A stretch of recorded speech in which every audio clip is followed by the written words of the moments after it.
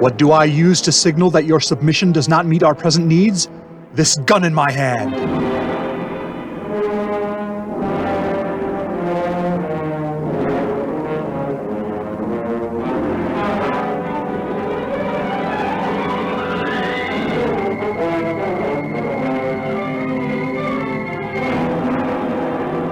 Falk Zildjian, immediate hero by virtue of the fact that he carries a gun, gathers information to aid his fight against crime. He doesn't have the technical know-how to rig a radio that could intercept police transmissions, so he intercepts them by eavesdropping outside the window of the dispatcher's office. Calling all cars, calling all cars. Shots fired in Hex Pantry, corner of 3rd and DeQuinder. Falk raced to the sleek, super-powered vehicle parked around the corner, the Sapphire Studebaker, which our regular listeners will know is not Falk's car. The Emerald Ash Borer had not left the keys in it, so Falk had to take the bus. Speaking of buses, this gun in my hand is brought to you by Pizzicato, formerly known as the Parabellum City Area Transit System. By changing our name, we not only avoid the unfortunate acronym PCATS, we've also gained a sponsor in the form of D'Onofrio's Muy Authentico Pizzeria. Every Parabellum City bus now serves as a rolling automat. Eat your heart out, Horn and Hardarts. 25 coin-operated serving cases along the back and sides of the bus are constantly restocked with fresh Italian flatbreads coated with tomato sauce, cheese, capicola, and basil, as well as fresh bologna and butter sandwiches, pineapple rings with cottage cheese, hot dog gelatin salads, and other appetizing dishes. Our buses hold only half as many passengers as before, but when you taste the convenience, you'll say it's worth it.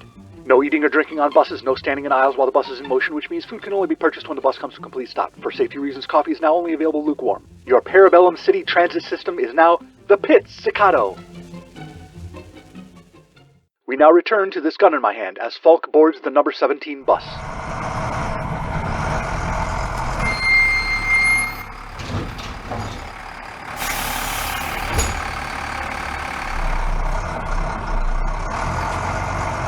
Mr. Zildjian, you can sit by me. Thanks anyway, Alan. There's a whole empty seat here, so I'll take this one. Mr. Zildjian, I gotta hear it. Some other day, Alan. Please, please, will you say the thing? Come on, it don't cost you nothing. No. What do you got that can stop me? A persuasive argument. Or I could talk to your mother again about how you're being a pest. Aw. Please. Here's my stop.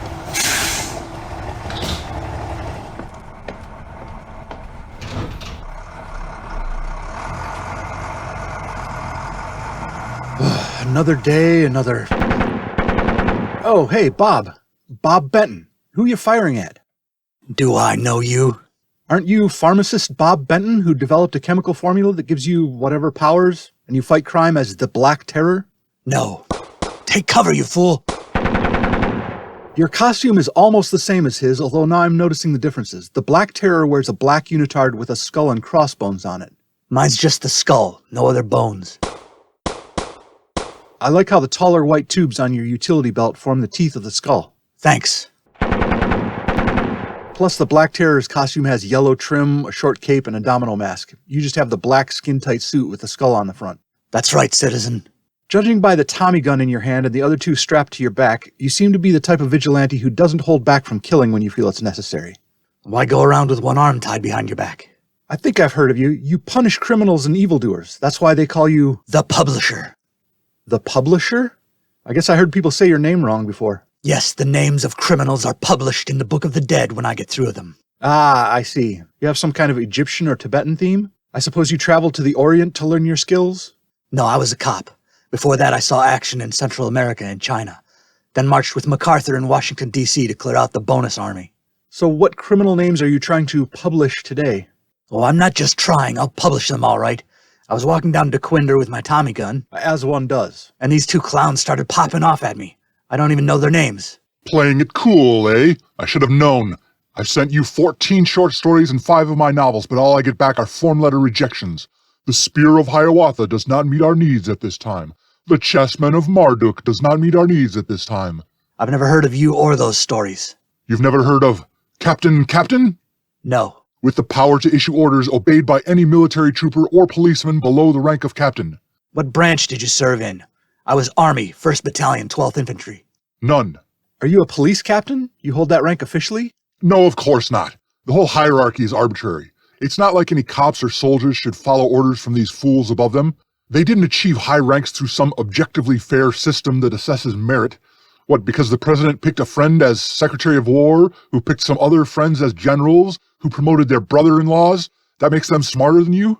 It's much better when people obey you, right? Sounds like your nickname should be Stolen Valor. Hey, publisher, we shouldn't take this lightly. He could have an army of police or military underlings surrounding us as we speak. Darn, that would have been a good idea. The only person accompanying me is my partner, Catch 2022. That's me! What are you, some kind of robot with the numbers in the name? I'm a red-blooded, flesh-and-blood American, chump. I have the ability to see the future, but only movies and novels and pop culture. So I make incredible jokes alluding to stories that everyone will have read or watched a few decades from now. Nobody here in 1939 gets it. Even my name is a pretty solid joke. It's like Catch 22, but it's Catch 2022. Get it? No. Nope. No. Well, you're missing out. It's going to be hilarious in about 40 years. I first joined up with Captain here after making fun of his name with another allusion to Catch 22. I said, Captain, is that like Major? Huh? You see what I mean? I didn't get it either, but he makes a pretty good distraction sometimes. While he's explaining all that, I can finish off my enemies! Hold it. We can talk this out. We're all good guys here. You really think so? More or less. Now, Captain. Yes? Oh, sorry, that was my rank when I mustered out of the army. Blast! That explains why you wouldn't obey my orders. Captain, what's your beef with the publisher? Like I said, I put my blood, sweat, and tears into writing fiction about Native Americans transported to Jupiter to fight monsters. What's so funny about that, Catch 2022? Oh, nothing. Something you said made me think of a band. Never mind, you guys wouldn't appreciate it. It takes me 5 weeks for every novel I write and 2 weeks for every novella. The Mechanical Medicine Man, 3 Arrows for the Dog Star, Sleigh Ride for a Saturn Squaw. Let me guess, it's a sleigh ride like S-L-A-Y, not the kind that horses pull across the snow. You do remember. No, we retired that cliche in 1934. I bet you don't even personally read manuscripts, do you? You pay some intern fresh out of the MFA program to read them and tell you if it's any good. No, I've got a freelance reader named Micro. He's not that fresh. That's the way of the world, Captain. I don't make the rules. When I solicit a manuscript, I give it my full attention. Everything else goes in the slush pile. I don't have time to read them personally. Frankly, I don't have enough money to pay readers to evaluate half of the unsolicited stuff. Say, is your reader guy named Mike Rowe McGuffin? I got a bone to pick with that guy. Are you interrupting my retribution so you can get your own retribution? Get in line, man. The publisher treats me like garbage and it's not right. What do you want to see happen here, Captain? What could he do that would satisfy you? You know, he's a publisher. He could publish me. You're gonna shoot me if I don't publish one of your short stories? Preferably a novel. Sleigh Ride for a Saturn Squaw. Give it a chance. We can negotiate on the title if that's the sticking point. You can't just threaten violence to get published. I won't be intimidated. The guy thinks he's a gatekeeper or something. He decides who's good enough to get through and who isn't. You ever think other people might have opinions? Look, if I'm a gatekeeper, I'm at the very last gate. You get your friends and relatives to read your book. If it's bad enough, they talk you out of sharing it any further. That's the first gate. Or you meet some people at the library and form a group. You share stories with each other. From that, most people get a sense of what a bad storyteller the average person is, including themselves, and they do the right thing by giving up. Or you take a class, you go through college, you get a Master of Fine Arts, you go to Iowa. What's in Iowa? You spend years listening to teachers and other students tell you how you need to make it better. More gates. You submit stories to your school's journal, maybe a nationwide magazine. You get an agent. The agent guides your piece to the right publishing houses until one of them bites. That's a whole mess of gatekeepers before you get to me. It's like firing a bullet through a stack of phone books. Each one holds you back a little bit, seeing if you got what it takes to go all the way. See if you're firing a tank round or just a .22 rim shot. Nobody's holding me back, see? I'm not gonna wait outside the gate like some schmuck. Sure, wait, yeah, like the guy grows old waiting to be let inside. He waits for years because the guard won't let him in. As he's dying, the gatekeeper tells him this gate is meant only for you, and when you die in a minute, I'm closing it forever. That sounds good, actually. Maybe flesh it out a little. It's not me, it's Kafka. Come on, you haven't read that? Before the Law. It was published in our lifetimes. It was even translated into English by now. What is with you people? Franz Kafka? The Trial? The Metamorphosis? Never heard of him. Well, he's gonna be big, believe you me. You call yourself a publisher? The publisher. I have an idea to straighten things out. Or at least put off any killings till another day. Captain, do you have an agent? No. Here's a card for Gary Mackinder. He represents other crime fighters. I don't know if he does literary stuff, but maybe he can put you in touch with somebody who does.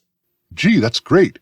Maybe you can find a receptive publishing house that's not headed by a smug, two-bit, gun-toting... Come on, Captain, he ain't worth it. Hey, Catcher, whatever your name is, I think there's a way you could take better advantage of your ability to see the future, even if you're only able to see movies or comic books or novels. I ain't gonna try to publish those stories ahead of time, if that's what you mean. That would be wrong. Also, I tried it, and I can't remember my visions well enough to write it all down very good. I'm talking about historical novels or historical dramas.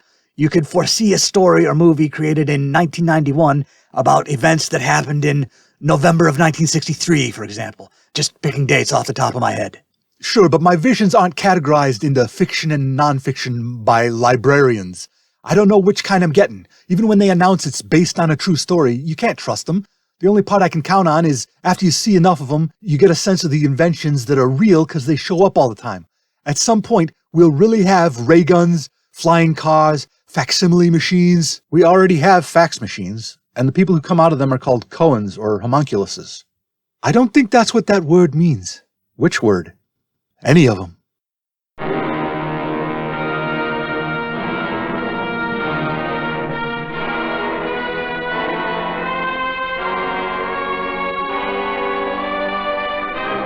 Publisher War Zone, episode 59 of This Gun in My Hand, was punished by Rob Northrop. This episode and all others are available on YouTube with automatically generated closed captions of dialogue. Visit thisguninmyhand.blogspot.com for credits, show notes, information on how to subscribe, and to buy my books, such as Little Heist in the Big Woods and Other Revisionist Atrocities. What am I going to use to pry open that gate you're guarding? This gun in my hand!